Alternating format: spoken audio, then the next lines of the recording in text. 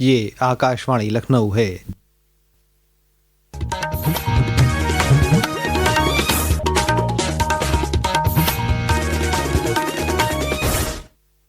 علاقائی خبروں کے ساتھ میں عامر حسین صدیقی۔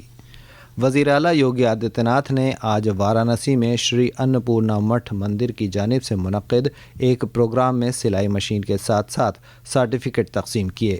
اس موقع پر اپنے خطاب میں جناب یوگی نے کہا، ہم لوگوں نے پریاس کیا ہے کہ جہاں جہاں پر 10 ایسے استھان ہم نے چینت کیے ہیں جہاں پہ ہم سنت کبیر کے نام پر، کبیر داس جی کے نام پر ایک پارک وکست کرنے جا رہے ہیں ٹیکسٹائل کا، یعنی وستر ادیوگ کا پارک وکست کرنے جا رہے ہیں، جہاں پہ ہم لوگ وستر ادیوگ سے جڑے ہوئے سبھی کاریوں کے تکنیک سے لے کر کے ڈیزائن سے لے کر کے پیکیجنگ سے لے کر کے سبھی پرکار کی سویدھا ایک استھان پر اپلبدھ کروائیں گے اور اس میں ٹریننگ بھی دیں گے، ادھک سے ادھک نوجوانوں کو پرشکشن کے ساتھ جوڑیں گے۔ وزیر اعلیٰ یوگی آدتیہ ناتھ نے کہا ہے کہ ریونیو میں اضافہ ریاست کی اقتصادی ترقی کی اہم بنیاد ہے۔ وہ کل لکھنؤ میں ویڈیو کانفرنسنگ کے ذریعے ریونیو محکمے کے زونل افسران سے بات چیت کر رہے تھے۔ محکمے کے کاموں کی پیش رفت پر تبادلہ خیال کرتے ہوئے انہوں نے تمام افسران کو 100% ہدف حاصل کرنے کا عزم لے کر کام کرنے کو کہا۔ وزیر اعلیٰ نے اس بات پر زور دیا کہ ریاستی ٹیکس محکمے میں تعیناتی کی بنیاد محض کارکردگی ہوگی۔ انہوں نے کہا کہ فیلڈ میں وہی افسران تعینات کیے جائیں گے جو اہداف کی حصولیابی کے تئیں پرعزم ہوں اور جن کی شبیہ پوری طرح صاف ہو۔ کل سے ریاست بھر میں خصوصی متعدی امراض کی روک تھام کی مہم کی شروعات ہوئی جو 31 اکتوبر تک چلے گی۔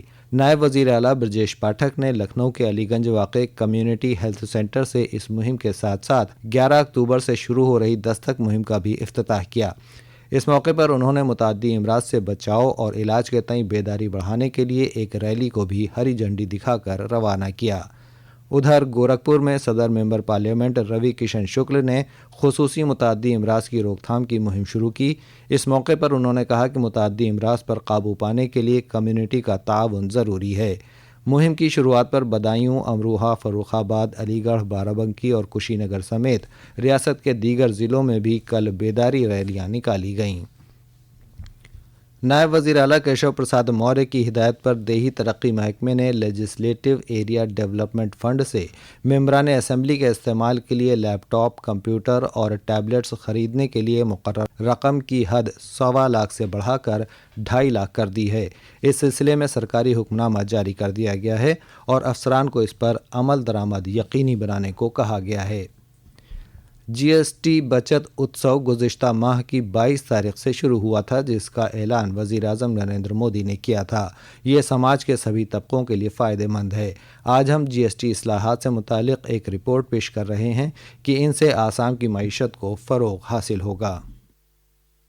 نئی جی ایس ٹی اصلاحات سے آسام کے بنکروں، کسانوں اور چھوٹے کاروباریوں کے لیے بڑی راحت پیدا ہوگی۔ نظر ثانی شدہ شرحوں کے تحت ریاست کی کئی روایتی اور علاقائی اشیاء پر ٹیکس کم ہو گیا ہے۔ ان اصلاحات کا فائدہ خاص طور پر آسام کی چائے کی صنعت کو ہو رہا ہے جہاں جی ایس ٹی گھٹا کر صرف 5% کر دیا گیا ہے۔ اس سے گھریلو اور بین الاقوامی بازار دونوں میں مصنوعات سستی ہو گئی ہیں۔ آسام کے ہینڈلوم اور دستکاری کے گوناگون شعبے کو بھی کافی راحت ملے گی جہاں جی ایس ٹی کی شرح گھٹا کر 5% کر دی گئی ہے۔ اس کے علاوہ جوہر رائس، بوکاسول اور تیز پور لیچی جیسی زرعی مصنوعات پر بھی جی ایس ٹی کی شرح گھٹا کر 5% کر دی گئی ہے۔ اس سے مقامی کسانوں کے منافع میں اضافہ ہوگا اور بڑے بازاروں تک ان کی رسائی ممکن ہوگی۔ نئی دلی سے اکشت ویدیان کی رپورٹ کے ساتھ خبرنامے کے لیے میں اسلم بیگ۔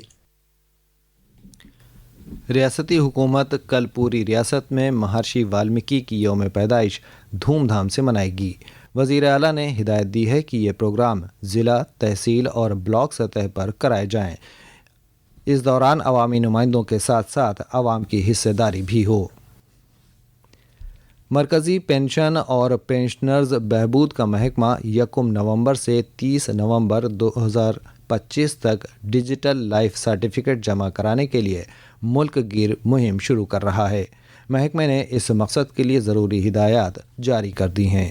اس کے ساتھ ہی آکاشوانی لکھنؤ سے علاقائی خبروں کا یہ بلیٹن ختم ہوا۔ اگلا بلیٹن دوپہر 2 بجے FM پر نشر کیا جائے گا۔